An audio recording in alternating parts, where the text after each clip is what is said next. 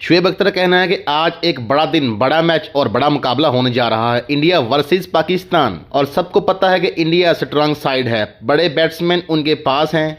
ये भी बात ठीक है। अब आ जाए पाकिस्तान की तरफ। Pakistan is not Afghanistan, Pakistan is Pakistan. Babar ने अभी रन नहीं किए, वो पूरी कोशिश करेंगे अच्छे स्कोर करें। बड़े मैच के बड़े प्लेयर हैं और वो आज इंशाल्लाह अच्छा स्कोर करेंगे। अब्दुल्ला शफीक के साथ मेरी पर्सनल चॉइस होती, मैं इमामुल हक की जगह फ़खर जमान को खिलाता। फ़खर का ये तो पता है ना कि अगर वो चल गया तो 20 ओवर में वो 150 करेगा। रमीज़ राजा ने पाकिस्तान को जीतने के लिए अहम बातें बताई कि किन प्लेयर के साथ पाकिस्तान को ग्राउंड में उतरना चाहिए। पाकिस्तान को इंडिया के खिलाफ बहुत बड़ी कॉल लेनी है। अब देखना यह है कि बाबर आजम एक लेग स्पिनर को खिलाते हैं या 2 ऑलराउंडर स्पिनर के साथ ग्राउंड में उतरते हैं।